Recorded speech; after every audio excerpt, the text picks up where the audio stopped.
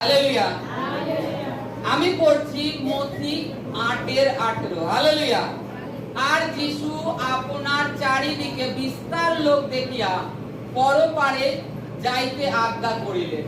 তখন একজন অধ্যাপক আসিয়া তাহাকে কহিলেন, হে গুরু, আপনি যে কোনো স্থানে যাইবেন, আমি আপনার পশ্চাৎ যাইব। যিশু তাহাকে কহিলেন, শৃগালের গর্ত আছে এবং আকাশের পক্ষীগণের বাসা আছে, কিন্তু মনুষ্য পুত্রের মস্তক রাখিবার স্থান নাই।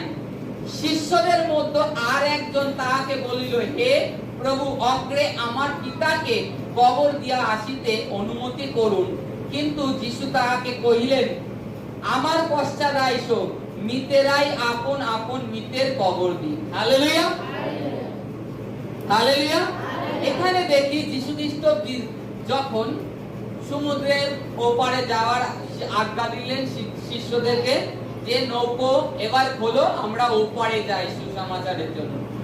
তখন ঝম করে একজন শিক্ষক, এখানে অধ্যক্ষ লেখা আছে, অধ্যক্ষ আমরা যেটা বুঝি যে শিক্ষক, মাস্টারমশাই কিংবা ছাত্রেরও হতে পারে, যাই হোক, তিনি এসে বলছে প্রভুকে যে প্রভু, আমি আপনার পিছনে যেতে চাই, আপনার সাথে সুসমাচার করতে চাই।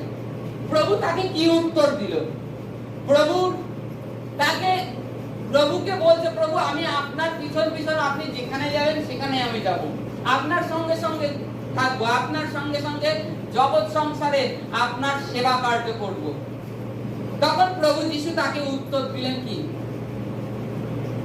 শিয়ালের গর্ত আছে, পাখির বাসা আছে, কিন্তু মানুষের পুত্র যে আমি, আমার মাথা গোজার ঠাঁই নেই।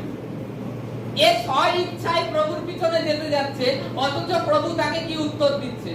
আমার পিছনে যাবে তুমি।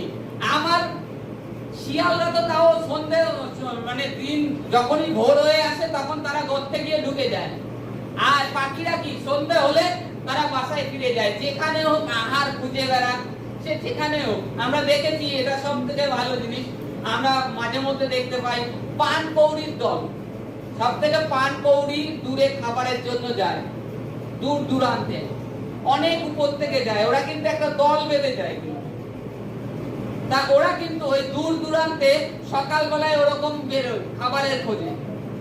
পান কৌড়ির দল বেরোয় খাবারের খোঁজে, অনেক দূরে যায়। এবার সেখান থেকে খেয়ে ঠিক ওরকম 4:30-4:00 বাজলে ওরা ওদের মতন যে পথ বুঝে, ওরা সেই বুঝে রওনা দেয়, আবার তারা বাসায় ফিরে আসে টাইম মতন। তাই প্রভু যিশু এখানে বলছে, পাখির বাসা আছে, শিয়ালের গর্ত আছে, কিন্তু মানুষের পুত্র যে আমি, আমার মাথা গড়ে যাওয়ার স্থান নেই, আর তুমি আমার পিছনে আসতে চাচ্ছ। এখানে তারপরে আর এক শিষ্য বলছে, প্রভু, অগ্রে গিয়ে আমি আমার পিতাকে কবর দিয়ে আসি, তারপরে আমি আপনার পিছনে যাব। কিন্তু প্রভু বলছে, মৃতেরাই মৃতদের কবর দিন। হালেলুয়া। এখানে কি বলছে? মৃতরাই মৃতদের কবর দিন। তখন কি এই ব্যক্তির পিতা মারা গিয়েছিল? না, তার বক্তব্য এইটাই ছিল যে প্রভু, আমার পিতা তো এখনো জীবিত আছে, তা যতদিন থাকে থাক, তারপরে মরে গেলে কবর দিয়ে আমি আপনার পিছনে পুরোপুরি আমার জীবনটা সঁপে দিয়ে আপনার সেবা কার্য করব। তাই বলছে প্রভু, মৃতেরাই মৃতদের কবর দিন। মৃতরা কারা? আজ থেকে বেশ অনেক দিন আগে আমাকে ঈশ্বর সদাপ্রভু একটা দর্শন দিয়েছিলেন। দর্শন বলতে, হ্যাঁ, দর্শনটা এইরূপ। আমি দেখছি আমাদের খয়রামারির শ্মশান, বছর 3-4 আগে খয়রামারির শ্মশান, তার শ্মশানের মধ্যে আমি শুয়ে রয়েছি, তার মাঝখানে আমার স্ত্রী শুয়ে রয়েছে, আমার ছেলে শুয়ে রয়েছে।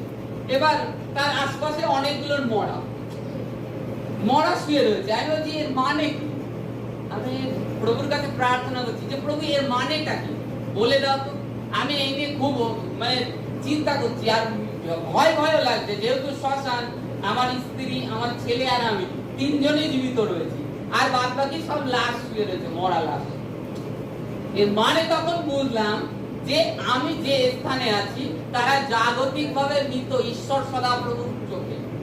শারীরিক তারা ঈশ্বর সদাপ্রভুর কাছে আত্মিক ভাবে মৃত, কারণ তারা মন ফিরায়নি। তারা ঈশ্বরকে জেনেছে, জেনেও মন ফিরায়নি, এই কারণে তারা মৃত, আর আমরা মন ফিরিয়ে প্রভুর পশ্চাৎ এসেছি, এই কারণে ওই মৃতদের মধ্যে আমরাও শুয়ে রয়েছি, আমরা জীবিত আছি। তো এখানেও সেই মৃতের কথা বলছি, এই কিন্তু এখনো মরেনি, কিন্তু আরো কিছুদিন তার পিতা যতদিন জীবিত থাকে তারপরে প্রভুর কাজে সুসমাচারে সে আসবে।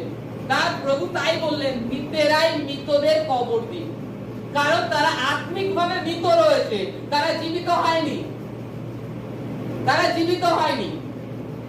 তারা জগতের অভিলাষে, তাদের যেটা প্রয়োজন, যে অভিলাষে, মত্ততায়, রঙ্গরসে, সমস্ত কাজে লিপ্ত আছে। এই কারণে তারা ঈশ্বর সদাপ্রভুর কাছে মৃত আত্মিকভাবে। এই কারণে বললেন, মৃতরা মৃতদেরকে কবর দিন, তুমি আমার পিছনে আসো।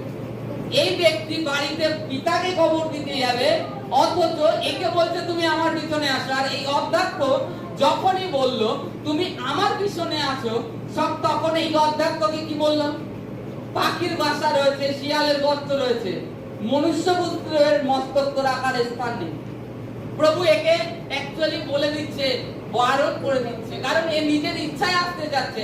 আর এ ব্যক্তি বলছে, মৃতরাই মৃতদেরকে, মানে আমার পিতাকে কবর দিয়ে আসি, আমার পিতাকে আমি কবর দিয়ে আসি, তারপরে আপনার পিছনে আসবো।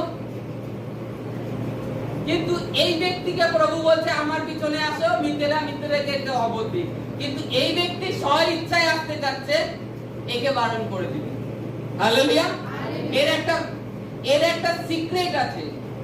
যে ব্যক্তি আজকে ঈশ্বরের সেবা কাজ করছে খুব গভীরভাবে, ঈশ্বর যাদেরকে খুব গভীরভাবে ব্যবহার করেছে, তারা হয় ভীত, নাই মানে দুর্বল, নাই তাদের কোনো না কোনো কিছু সমস্যা আছে জীবনে। যদি আমরা দেখি উদাহরণস্বরূপ বাইবেলে মোশি, যে তাকে ব্যবহার করেছিল ঈশ্বর, মোশি কিন্তু ইসরায়েলের সন্তানদেরকে মিশর থেকে বের করতে যেতে চাননি, যাচ্ছিলেন না। প্রথমত মোশি তোতলা ছিলেন, কথা বলতে পারতেন না, মোশি যেতে চায়নি, ঈশ্বর তাকে পাঠিয়েছে। আর মোশির নাম ইতিহাসে একটা বিশাল বড় স্থান। মোশিকে খালি যে আমরা খালি খ্রিস্টীয় সন্তানরা, ঈশ্বর সদাপ্রভুর সন্তানরা মানি তা না, মুসলিম ধর্মগ্রন্থে মোশিকে মানে খুব, মোশির আজ্ঞা ফলো করে, তপছেদ করা। আব্রাহাম থেকে এসেছে, কিন্তু মোশি সেটাকেও সমস্ত কিছু মানে।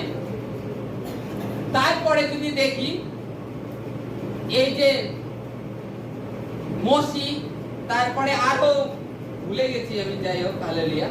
মোশি, তারপরে এলিয়া, তারপরে গিদিয়নকে এসে বলছে ঈশ্বর যে আমি আজকে আরামকে তোমার হাতে সমর্পণ করলাম, তুমি বলবান হও। তখন গিদিয়ন বলছে, হে প্রভু, আমি তো আমার গোষ্ঠীর মধ্যে সবথেকে নিচু গোষ্ঠী, বলছে আমি বিন্যামিন গোষ্ঠীর সন্তান, নিচু, সবথেকে ছোট গোষ্ঠী, আর আপনি আমাকে বলছেন প্রভু আমি পারবো না। বলছে আমি পারবো না যেতে, বলছে আমি তোমার সদাপ্রভু। বলছে তাহলে আমাকে কিছু চিহ্ন দেখান। এক দুবার নয়, গিদিয়ন ৩-৪ বার চিহ্ন চেয়েছে ঈশ্বরের কাছ থেকে, তারপরে গিয়েছে। নাই, গিদিয়ন যাচ্ছিল না ঈশ্বরের রাজ্যের জন্য, ঈশ্বরের সন্তানদের হারানোর জন্য। আর আজকে ঈশ্বর যারা যেতে চায় না, নিরাশ, ঈশ্বর এটাই প্রমাণ করতে চায় কি জানো, যে দুর্বল, যে হতাশ, যে মূর্খ, তাকে ঈশ্বর বেশি ভাবে ব্যবহার করতে চায়।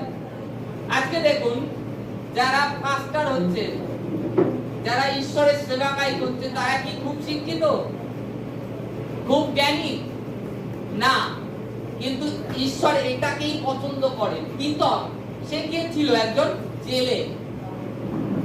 জেলে মাছ ধরত, তাকে নিয়ে ঈশ্বর তার রাজ্যের জন্য ব্যবহার করলেন। তার মানে ঈশ্বর এটাই দেখাতে চায় যে যাকে মানুষ একেবারে তুচ্ছ জ্ঞান করে, যে তুমি কোনো কাজের নয়, তাকেই ঈশ্বর ব্যবহার করতে চায়। আর এই যে অধ্যক্ষ স্ব ইচ্ছায় যেতে যাচ্ছিল, একে বারণ করে দিল, কারণ ঈশ্বর জানে এ তো অধ্যক্ষ, এ তো জ্ঞানী, কিন্তু আমাকে একজন দুর্বল অজ্ঞান, যাতে সকলে ঈশ্বরের মহিমা করতে পারে, প্রশংসা, যে এই মূর্খের মধ্যে ঈশ্বর এত জ্ঞান দিল কোথা থেকে? এ তো নিরাশ থাকতো, এ তো ভীত, একে কি করে চালাচ্ছে? ঈশ্বর এটাই দেখাতে চান, ঈশ্বর তার নিজের মহিমা প্রকাশ করতে চান।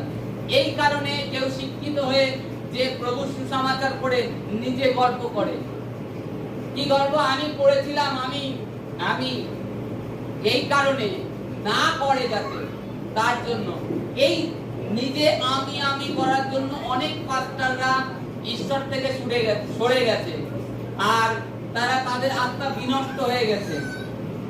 বর্তমানেও হচ্ছে যে আমি নিজে না, ঈশ্বর সদাপ্রভু দেখাতে চান আজও এটাই, যে আমি মূর্খকেও, আর যেরকম বাক্যে লেখা আছে পাথরকেও তিনি, পাথর থেকেও ঈশ্বরের মহিমা স্তুতি করতে পারে পাথর। আজকে এটাই যে আমরা যারা সবসময় ভাবি ঈশ্বরের কাজ করব, ঈশ্বরের সেবা করব, কিন্তু আদৌ ঈশ্বর এটা চায় যে দুর্বল পীড়িত থেকে যেন ঈশ্বরের মহিমা হয়, আর সকলে যেখানে তোমাকে তুচ্ছ জ্ঞান করে তোমার গ্রামে, সেখান থেকে তোমাকে উচ্চ স্থানে নেওয়ার জন্য, যাতে ঈশ্বর সদাপ্রভুর প্রশংসা হয়, তোমার নিজের নয়, তুমি নিজের জ্ঞানে গর্ব না করো, এই কারণের জন্য। Hallelujah, hallelujah.